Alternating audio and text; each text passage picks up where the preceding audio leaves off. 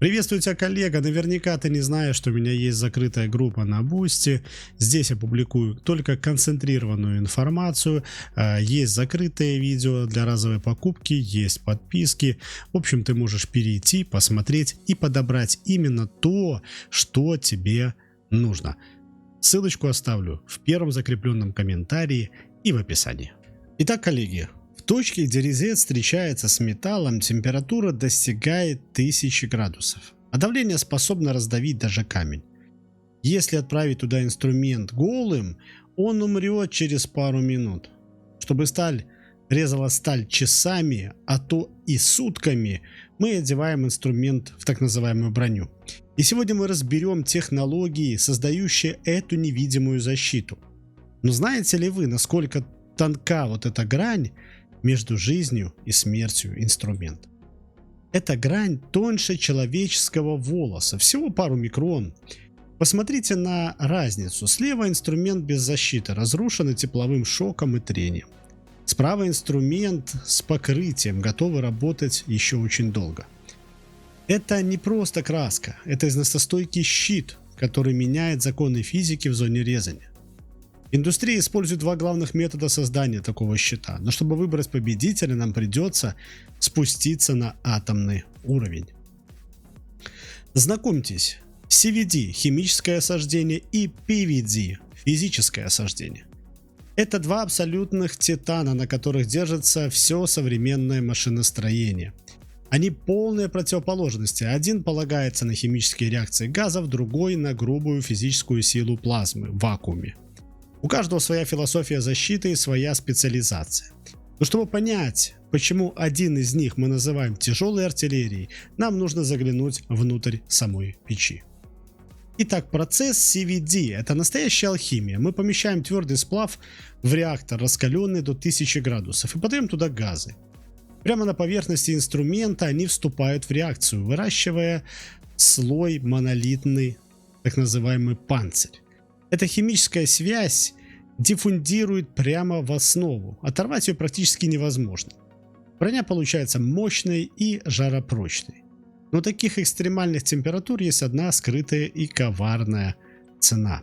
При 1000 градусах твердый сплав начинает страдать самостоятельно. Из-за чудовищного нагрева из поверхностного слоя карбида вольфрама начинает выгорать кобальтовая связка. Граница между инструментом и покрытием становится хрупкой, как стекло. Это называется образованием эта-фазы. Покрытие крепкое, но фундамент под ним рушится. Инженеры поняли, что технологию нужно спасать, и тогда они совершили температурную революцию. А именно, снизили температуру в реакторе до 850 градусов и назвали это MT-CVD – среднетемпературное осаждение. Использовав новые газы, вырастили кристаллы карбонитрида титана в виде плотных вертикальных столбов. Эта столбчатая структура невероятно сопротивляется абразивному износу и сохраняет вязкость нашей основы. Инструмент перестал быть хрупким, однако столбчатая структура отлично проводит тепло в сердце самого резца. Нам нужен был абсолютный барьер. И его нашли. Это оксид алюминия или алюминий-203. По факту это керамика. Мы кладем ее поверх столбчатого слоя. Керамика химически инертная, имеет ничтожную теплопроводность. Стружка может пылать оранжевым пламенем, но этот слой просто отразит этот жар, не давая основе расплавиться и деформироваться. Это идеальный щит для тяжелого точения. Но ученым было мало. Они захотели научить кристаллы слушать свои команды. Обычно кристаллы керамики растут хаотично, но новые технологии позволили управлять ими на атомарном уровне. Ученые заставили все кристаллы выстроиться строго в одном направлении, с самой прочной гранью навстречу ударам стружки. Это повысило ресурс инструмента еще на треть. Казалось бы, мы создали уже совершенную технологию, но у технологии CVD осталась одна генетическая болезнь, которую, к сожалению, невозможно вылечить химией. Проблема в физике остывания. Металл инструмента и покрытия сжимаются при охлаждении с разной скоростью. Какой же результат? Толстый слой CVD покрывается невидимой сеткой термических микротрещин, так называемых тензильных трещин или растягивающих напряжение. Для непрерывного резания это не страшно, но при малейшем ударе эта трещина может просто разорвать все покрытие. Нам требовалось принципиально иное решение. Пришло время выключить печь и включить вакуум. Добро пожаловать в мир PVD. Физическое осаждение. Никакой химии и температур под 1000 градусов. Всего 400-500 градусов, глубокий вакуум и плазма. Здесь мы берем кусок чистого металла и буквально расстреливаем его, превращая в пар, который оседает на инструменте. Основа инструмента даже не замечает нагрева, сохраняя всю свою прочность. Но как превратить прочный кусок титана в газ без нагрева? Вот это интереснейший вопрос. Мы используем силу молнии. Катодно-дуговое испарение бьет по мишени концентрированной электрической дугой. Металл локально взрывается, превращаясь в высокоионизированную плазму. Эти ионы на огромной скорости вбиваются в поверхность инструмента, создавая покрытие с феноменальной адгезией. Быстро, мощно, надежно. Но у этого взрывного характера есть один крайне неприятный побочный эффект. Когда молния бьет в металл, кроме ионов отрываются целые микрокапли расплавленного металла – дроплеры. Они застывают на поверхности покрытия, делая его слегка шероховатым. При резании за эти капли цепляется материал детали, возрастает трение, инструмент быстрее выходит из строя. Такое, к сожалению, бывает очень часто. Чтобы получить идеальное зеркало, нам пришлось отказаться от молнии и перейти к так называемому бильярду. Магнетронное распыление. Мы берем ионы газа аргона и разгоняем их так, что они выбивают атомы из мишени, как шары в бильярде. Никаких взрывов, никаких капель. Покрытие ложится ровно, гладко, идеально. Инструмент скользит по металлу, как нож по маслу. И самое главное, физический метод напыления подарил нам суперспособность, недоступную химии. Это компрессионные напряжения. Ионы вбиваются в поверхность так плотно, что покрытие работает на сжатие. Оно подобно туго натянутой пружине. Если появляется микротрещина, внутреннее напряжение покрытия само сдавливает ее, не давая расти. Именно поэтому PVD покрытие невероятно устойчивы к сколам при ударах. Звучит как магия. Да, но у магии есть суровое геометрическое ограничение. Метод PVD работает по принципу прямой видимости. Куда попадает луч плазмы, там и растет покрытие. Если у вас сложная фреза с глубокими впадинами, там образуется так называемая тень, и покрытие ляжет тонким слоем или не ляжет вообще.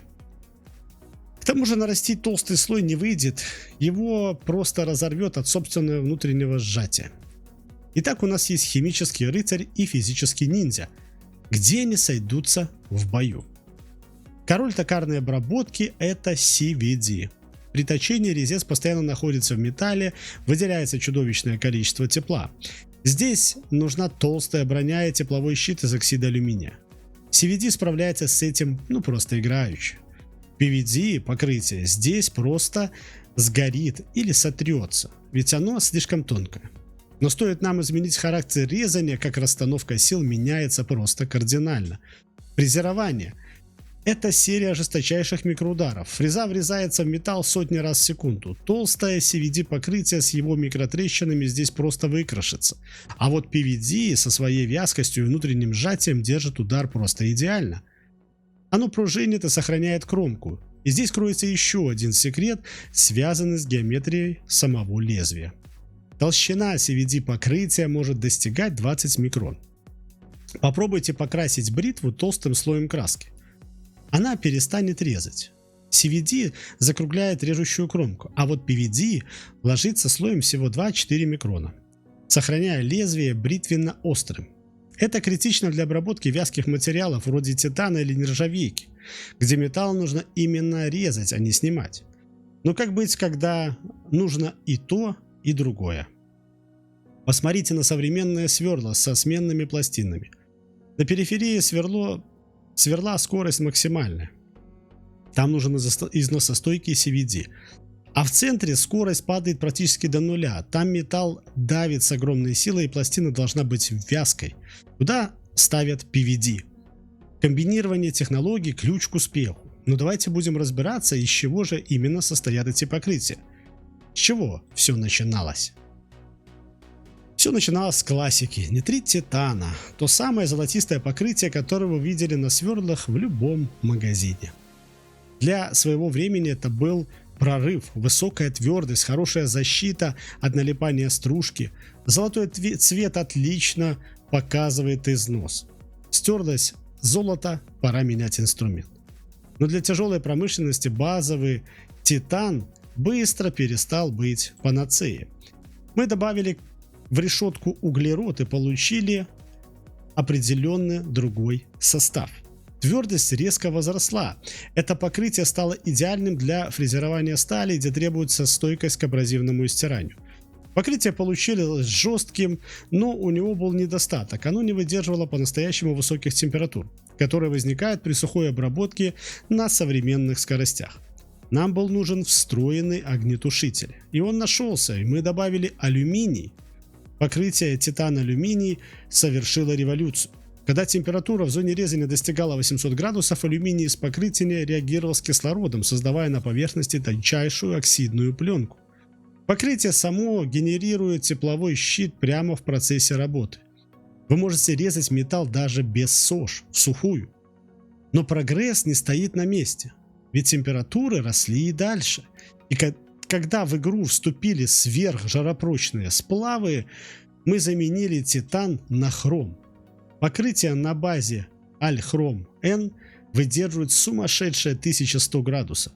Они не окисляются и сопротивляются износу так, как ничто другое. Но инженеры поняли, монолитный слой, каким бы прочным он ни был, уязвим для распространения трещин. Решение было найдено в пекарне. Да-да, вы не ослышались, в пекарне. Мы начали чередовать нанослои различных нитридов, создавая структуру слоеного пирога. Если микротрещина начинает свой путь, она доходит до границы слоя, теряя энергию и останавливается. Тысячи слоев толщиной в несколько нанометров сделали покрытие невероятно живучим при шоковых нагрузках. Но предел прочности был достигнут, пока в дело не вступили нанотехнологии. Нанокомпозиты. Представьте себе железобетон, прочный щебень, залитый цементом. Мы сделали то же самое на уровне атомов. Твердые нанокристаллы погружены в аморфную гибкую матрицу нитрида кремния. Эта нанокомпозитная структура обладает запредельной твердостью до 45 паскалей, при этом не скалываясь. Она режет закаленные стали как масло. Но что делать, когда главная проблема не твердость, а трение? Тут уже нам поможет алмазоподобный углерод. Когда стружка налипает на инструмент, она отрывает покрытие вместе с кусками основы. Для алюминия или меди мы применяем DLC, алмазоподобный углерод. Он твердый, но при этом скользкий, как тефлон. Коэффициент трения падает почти до нуля, стружка просто соскальзывает. Но углерод боится высоких температур, поэтому для самых тяжелых задач пришлось объединить, казалось бы, совсем несовместимое. Керметы – это инструменты на основе титана, идеальные для зеркальной чистовой обработки. Нанести на них CVD покрытие долгое время считалось невозможным, потому что определенные химические конфликты. Но рафинировав состав связующим, мы смогли нанести на кермет химическую броню. Теперь мы режем сталь на скоростях в 2 раза выше обычного. А как же насчет материалов, которые вообще не хотят, чтобы их резали? Инканель и титан, используемые в авиадеталях. У них жуткая теплопроводность. Все тепло идет не в стружку, а прямо в инструмент. Здесь CVD, конечно же, проигрывает из-за закругленной кромки, которая вызывает наклеп. Спасает только тончайшее идеально гладкое PVD покрытие, которое чисто срезает стружку. Но обычное PVD не давало нужной плотности, и потребовалась технологический прорыв. Встречайте высокоимпульсное магнетронное распыление. Мы взяли магнетрон, но подали на него энергию колоссальными мегаваттными импульсами. Ионизация взлетела 90%. Мы получили контроль над каждым атомом, летящим к инструменту. Эта технология взяла лучшее от всех мировых технологий покрытия. Хотите знать, как выглядит это покрытие под электронным микроскопом?